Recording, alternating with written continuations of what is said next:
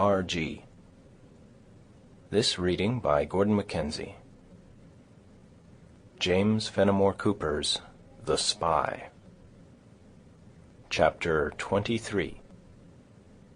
Quote, "And now her charms are fading fast, her spirits now no more are gay.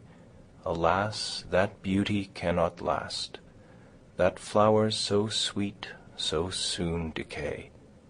How sad appears the veil of years, how changed from youth's too flattering scene. Where are her fond admirers gone? Alas, and shall there then be none on whom her soul may lean?" End quote. Cynthia's Grave. The walls of the cottage were all that was left of the building, and these, blackened by smoke and stripped of their piazzas and ornaments, were but dreary memorials of the content and security that had so lately reigned within. The roof, together with the rest of the woodwork, had tumbled into the cellars, and a pale and flitting light, ascending from their embers, shone faintly through the windows.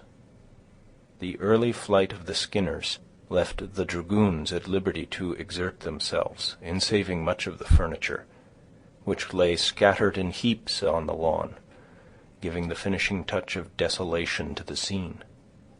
Whenever a stronger ray of light than common shot upwards, the composed figures of Sergeant Hollister and his associates, sitting on their horses in rigid discipline, were to be seen in the background of the picture, together with the beast of Mrs. Flanagan, which, having slipped its bridle, was quietly grazing by the highway. Betty herself had advanced to the spot where the sergeant was posted, and with an incredible degree of composure witnessed the whole of the events as they occurred. More than once she suggested to her companion that, as the fighting seemed to be over, the proper time for plunder had arrived, but the veteran acquainted her with his orders, and remained inflexible and immovable, until the washerwoman, observing Lawton coming round the wing of the building with Sarah, ventured amongst the warriors. The captain, after placing Sarah on a sofa that had been hurled from the building by two of his men, retired, that the ladies might succeed him in his care. Miss Peyton and her niece flew, with a rapture that was blessed with a momentary forgetfulness of all but her preservation, to receive Sarah from the trooper, but the vacant eye and flushed cheek restored them instantly to their recollection. "Sarah, my child, my beloved niece," said the former, folding the unconscious bride in her arms, "you are saved, and may the blessing of God await him who has been the instrument." "See," said Sarah, gently pushing her aunt aside, and pointing to the glimmering ruins. "The windows are illuminated in honor of my arrival. They always receive a bride thus. He told me they would do no less. Listen, and you will hear the bells." "Here is no bride, no rejoicing, nothing but woe," cried Frances, in a manner but little less frantic than that of her sister. "Oh, may heaven restore you to us, to yourself." "Peace, foolish young woman," said Sarah, with a smile of affected pity. "All cannot be happy at the same moment. Perhaps you have no brother or husband to console you. You look beautiful, and you will yet find one. But," she continued, dropping her voice to a whisper, "see that he has no other wife. 'Tis dreadful to think what might happen, should he be twice married." "The shock has destroyed her mind," cried Miss Peyton. "My child, my beauteous Sarah is a maniac." "No, no, no," cried Frances. "It is fever. She is light-headed. She must recover. She shall recover." The aunt caught joyfully at the hope conveyed in this suggestion, and dispatched Katy to request the immediate aid and advice of Dr. Sitgreaves. The surgeon was found inquiring among the men for professional employment, and inquisitively examining every bruise and scratch that he could induce the sturdy warriors to acknowledge they had received. A summons of the sort conveyed by Katy was instantly obeyed, and not a minute elapsed before he was by the side of Miss Peyton. "This is a melancholy termination to so joyful a commencement of the night, madam," he observed, in a soothing manner. "But war must bring its attendant miseries, though doubtless it often supports the cause of liberty, and improves the knowledge of surgical science." Miss Peyton could make no reply, but pointed to her niece. "'Tis fever," answered Frances. "See how glassy is her eye, and look at her cheek, how flushed." The surgeon stood for a moment, deeply studying the outward symptoms of his patient, and then he silently took her hand in his own. It was seldom that the hard and abstracted features of Sitgreaves discovered any violent emotion. All his passions seemed schooled, and his countenance did not betray what, indeed, his heart frequently felt. In the present instance, however, the eager gaze of the aunt and sister quickly detected his emotions. After laying his fingers for a minute on the beautiful arm, which, bared to the elbow and glittering with jewels, Sarah suffered him to retain, he dropped it, and dashing a hand over his eyes, turned sorrowfully away. "Here is no fever to excite. 'Tis a case, my dear madam, for time and care only. These, with the blessing of God, may effect a cure." "And where is the wretch who has caused this ruin?" exclaimed Singleton, rejecting the support of his man, and making an effort to rise from the chair to which he had been driven by debility. "It is in vain that we overcome our enemies. If conquered, they can inflict such wounds as this." "Dost think, foolish boy," said Lawton, with a bitter smile, "that hearts can feel in a colony? What is America but a satellite of England, to move as she moves, follow where she wists, and shine, that the mother country may become more splendid by her radiance? Surely you forget that it is honor enough for a colonist to receive ruin from the hand of a child of Britain." "I forget not that I wear a sword," said Singleton, falling back exhausted.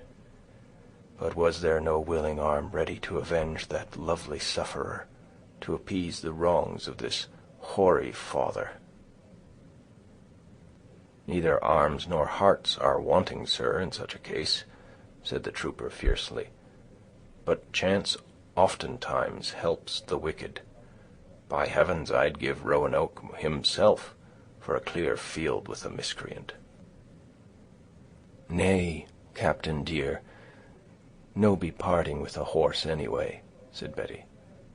"It is no trifle that can be had by just asking of the right person, if you're in need of silver, and the baste is sure of foot, and jumps like a squirrel.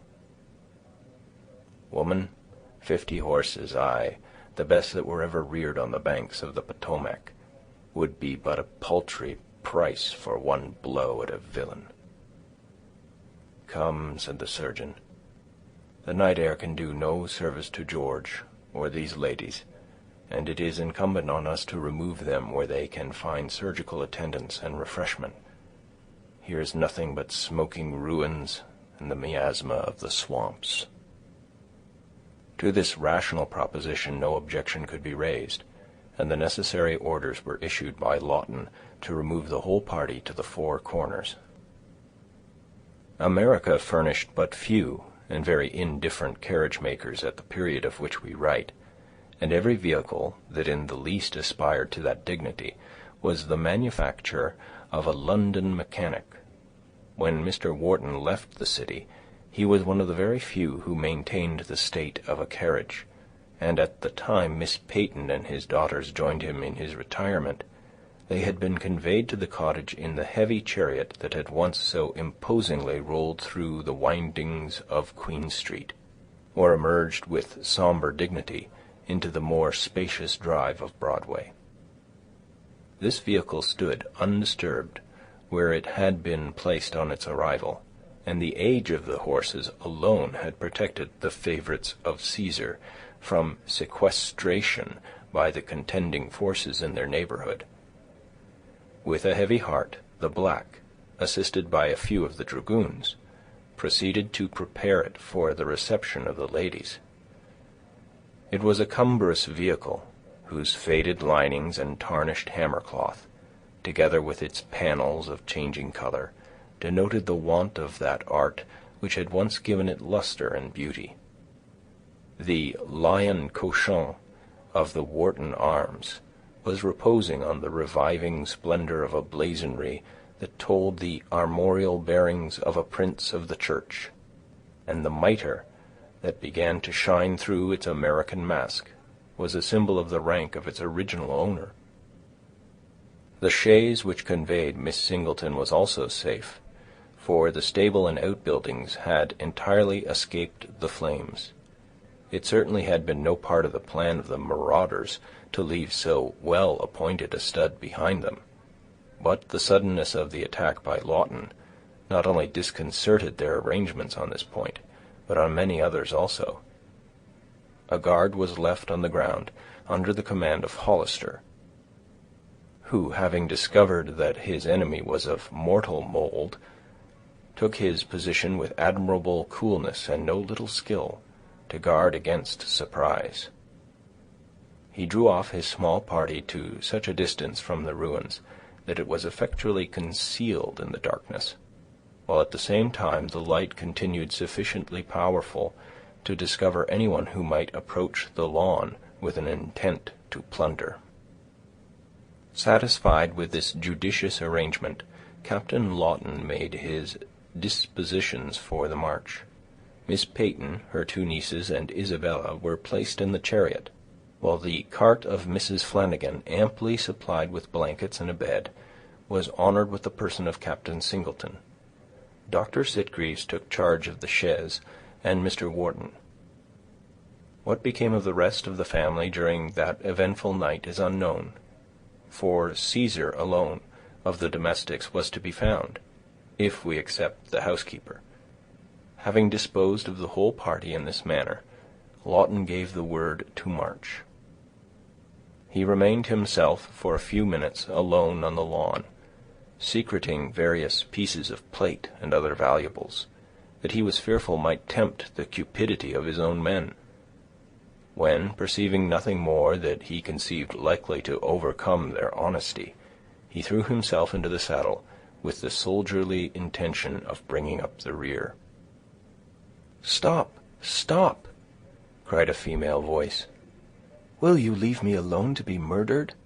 The spoon is melted, I believe, and I'll have compensation if there's law or justice in this unhappy land." Lawton turned an eye in the direction of the sound, and perceived a female emerging from the ruins, loaded with a bundle that vied in size with the renowned pack of the peddler. "Whom have we here?" said the trooper, rising like a phoenix from the flames. "Oh, by the soul of Hippocrates, but it is the identical she-doctor of famous needle reputation.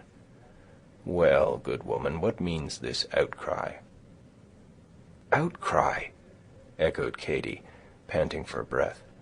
"Is it not disparagement enough to lose a silver spoon, but I must be left alone in this lonesome place to be robbed and perhaps murdered? Harvey would not serve me so. When I lived with Harvey, I was always treated with respect, at least, if he was a little close with his secrets and wasteful of his money." "Then, madam, you once formed part of the household of Mr. Harvey Birch?" "You may say I was the whole of his household," returned the other. "There was nobody but I, and he, and the old gentleman. You didn't know the old gentleman, perhaps?" "That happiness was denied me. How long did you live in the family of Mr. Birch?" "I disremember the precise time, But it must have been hard on upon 9 years, and what better am I for it all? Sure enough, I can see but little benefit that you have derived from the association, truly. But is there not something unusual in the movements and character of this Mr. Birch?" "Unusual is an easy word for such unaccountables," replied Katy, lowering her voice and looking around her. "He was a wonderful disregardful man, and minded a guinea no more than I do a kernel of corn. But help me to some way of joining Miss Jennett, and I will tell you prodigies of what Harvey has done, first and last." "You will?" exclaimed the trooper, musing. "Here, give me leave to feel your arm above the elbow. There, you are not deficient in bone, let the blood be as it may." So saying, he gave the spinster a sudden whirl that effectually confused all her faculties, until she found herself safely, if not comfortably, seated on the crupper of Lawton's steed. "Now, madam, you have the consolation of knowing that you are as well mounted as Washington. The nag is sure of foot, and will leap like a panther." "Let me get down," cried Katy, struggling to release herself from his iron grasp, and yet afraid of falling. "This is no way to put a woman on a horse. Besides, I can't ride without a pillion." "Softly, good madam," said Lawton, "for although Roanoke never falls before, he sometimes rises behind. He is far from being accustomed to a pair of heels beating upon his flanks like a drum major on a field day. A single touch of the spur will serve him for a fortnight, and it is by no means wise to be kicking in this manner, for he is a horse that but little likes to be outdone." "Let me down, I say," screamed Katy. "I shall fall and be killed. Besides, I have nothing to hold on with. My arms are full of valuables." "True," returned the trooper, observing that he had brought bundle and all from the ground. "I perceive that you belong to the baggage guard, but my sword belt will encircle your little waist as well as my own." Katy was too much pleased with this compliment to make any resistance. While he buckled her close to his own Herculean frame, and driving a spur into his charger, they flew from the lawn with a rapidity that defied further denial. After proceeding for some time at a rate that a good deal discomposed the spinster, they overtook the cart of the washerwoman, driving slowly over the stones, with a proper consideration for the wounds of Captain Singleton. The occurrences of that eventful night had produced an excitement in the young soldier that was followed by the ordinary lassitude of reaction, and he lay carefully enveloped in blankets, and supported by his man, but little able to converse, though deeply brooding over the past. The dialogue between Lawton and his companion ceased with the commencement of their motions, but a foot-pace being more favorable to speech, the trooper began anew. "Then you have been an inmate in the same house with Harvey Birch?" "For more than 9 years, and rejoicing greatly that their speed had been abated." The deep tones of the trooper's voice were no sooner conveyed to the ears of the washerwoman than, turning her head where she sat directing the movements of the mare, she put into the discourse at the first pause. "Be like then, good woman, you're knowing whether or no he's akin to Beelzebub," said Betty. "It's Sergeant Hollister who's saying the same, and no fool is a sergeant anyway." "It's a scandalous disparagement," cried Katy vehemently. "No kinder soul than Harvey carries a pack, and for a gownd or a tidy apron, he will never take a king's farthing from a friend. Beelzebub, indeed! For what would he read the Bible if he had dealings with the evil spirit? He's an honest divil, anyway. As I was saying before, the guinea was pure, but then the sergeant thinks him amiss, and it's no want o' learning that Mr. Hollister has." "He's a fool," said Katy tartly. "Harvey might be a man of substance, were he not so disregardful. How often have I told him that if he did nothing but peddle, and would put his gains to use and get married, so that things at home could be kept within doors, and leave off his dealings with the rig'lars, and all encumberments, that he would soon become an excellent liver. Sergeant Hollister would be glad to hold a candle to him, indeed." "Pooh," said Betty, in her philosophical way. "You're no thinking that Mr. Hollister is an officer, and stands next the cornet in the troop, but this piddler gave warning of the brush the night, and it's no sure that Captain Jack would have got the day, but for the reinforcement." "How say you, Betty?" cried the trooper, bending forward on his saddle. "Had you notice of our danger from Birch?" "The very same, darling. And it's hurry I was till the boys was in motion. Not but I knew you're enough for the cowboys any time, but wid the devil on your side, I was sure of the day. I'm only wondering there's so little plunder in a business of Beelzebub's contriving." "I'm obliged to you for the rescue, and equally indebted to the motive." "Is it the plunder? But little did I think of it till I saw the movables on the ground, some burnt and some broke, and other some as good as new. It would be convenient to have one feather bed in the corps, anyway." "By heavens, 'twas timely succor. Had not Roanoke been swifter than their bullets, I must have fallen. The animal is worth his weight in gold." "It's continental, you mane, darlin'. Gold weighs heavy, and is no plenty in the States. If the nagger hadn't been staying and frighting the sergeant with his copper-colored looks, and a matter of blarney about ghosts, we should have been in time to have killed all the dogs, and taken the rest prisoners." "It is very well as it is, Betty," said Lawton. "A day will yet come, I trust, when these miscreants shall be rewarded, if not in judgments upon their persons, at least in the opinions of their fellow citizens. The time must arrive when America will distinguish between a patriot and a robber." "Speak low," said Katy. "There's some who think much of themselves that have doing with the Skinners." "It's more they are thinking of themselves than other people thinks of them," cried Betty. "A thief's a thief, anyway, whether he steals for King George or for Congress." "I knowed that evil would soon happen," said Katy. "The sun set tonight behind a black cloud, and the house dog whined, although I gave him his supper with my own hands. Besides, it's not a week sin' I dreamed the dream about the 1,000 lighted candles, and the cakes burnt in the oven." "Well," said Betty, "it's but a little drame, anyway. Just keep an easy conscience and a plenty of the stuff in you, and you'll sleep like an infant. The last drame I had was when the boys put the thistle-tops in the blankets, and then I was thinking that Captain Jack's man was currying me down for the matter of Roanoke, but it's no trifle I mind either in skin or stomach."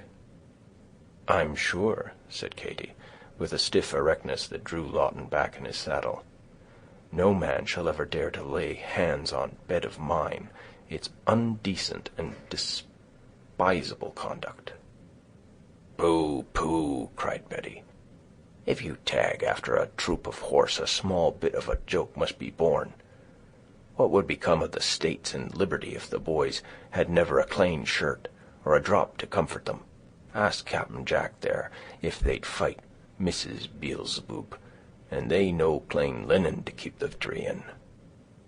"I'm a single woman, and my name is Haines," said Katy, "and I'd thank you to use no disparaging terms when speaking to me." "You must tolerate a little license in the tongue of Mrs. Flanagan, madam," said the trooper. "The drop she speaks of is often an extraordinary size, and then she has acquired the freedom of a soldier's manner." "Pooh, Captain darlin'," cried Betty. "Why do you bother the woman? Talk like yourself, dear, and it's no fool of a tongue that you've got in your own head. But just hear away that sergeant made a halt, thinking there might be more divils than one stirring the night. The clouds are as black as Arnold's heart, and deuce the stars there twinkling among them. Well, the mare is used to a march after nightfall, and is smelling out the road like a pointer slut." "It wants but little to the rising moon," observed the trooper. He called a dragoon, who was riding in advance, issued a few orders and cautions relative to the comfort and safety of Singleton, and speaking a consoling word to his friend himself, gave Roanoke the spur, and dashed by the car at a rate that again put to flight all the philosophy of Catherine Haynes. "Good luck to ye, for a free rider and a bold," shouted the washerwoman, as he passed. "If you're meeting Mr. Beelzebub, just back the baste up to him, and show him his consort that ye've got in the crupper. I'm thinking it's no long he'd tarry to chat. Well, well, it's his life that we saved. He was saying so himself, though the plunder is nothing to signify." The cries of Betty Flanagan were too familiar to the ears of Captain Lawton to elicit a reply. Notwithstanding the unusual burden that Roanoke sustained, he got over the ground with a great rapidity, and the distance between the cart of Mrs. Flanagan and the chariot of Miss Peyton was passed in a manner that, however it answered the intentions of the trooper, in no degree contributed to the comfort of his companion. The meeting occurred but a short distance from the quarters of Lawton, and at the same instant the moon broke from a mass of clouds, and threw its light on the objects. Compared with the simple elegance and substantial comfort of the Locusts, the Hotel Flanagan presented but a dreary spectacle. In the place of carpeted floors and curtained windows were the yawning cracks of a rudely constructed dwelling, and boards and paper were ingeniously applied to supply the place of the green glass in more than half the lights. The care of Lawton had anticipated every improvement that their situation would allow, and blazing fires were made before the party arrived. The dragoons, who had been charged with this duty, had conveyed a few necessary articles of furniture, and Miss Peyton and her companions, on alighting, found something like habitable apartments prepared for their reception. The mind of Sarah had continued to wander during the ride, and with the ingenuity of the insane, she accommodated every circumstance to the feelings that were uppermost in her own bosom. "It is impossible to minister to a mind that has sustained such a blow," said Lawton to Isabella Singleton.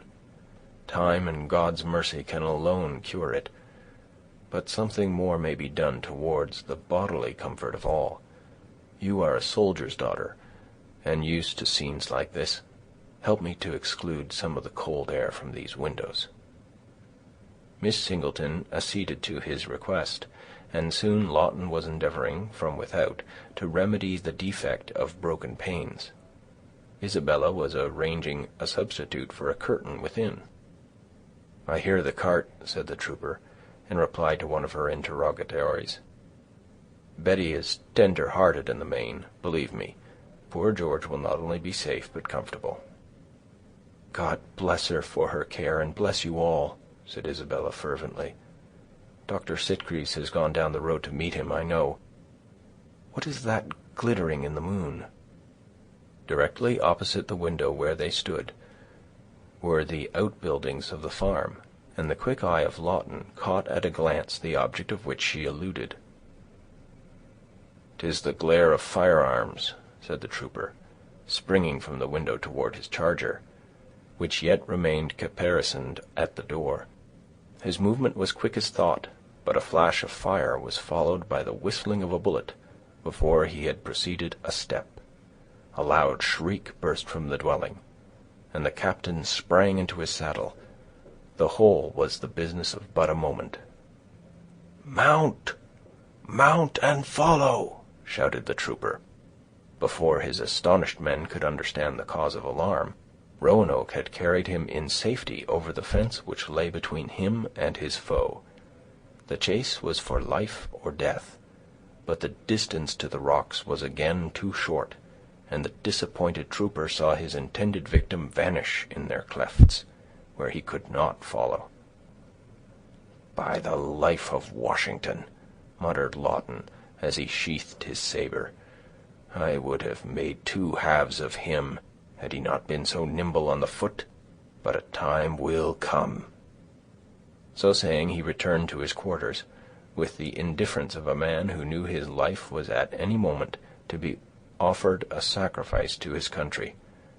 An extraordinary tumult in the house induced him to quicken his speed, and on arriving at the door, the panic-stricken Katy informed him that the bullet aimed at his own life had taken effect in the bosom of Miss Singleton. Chapter 23.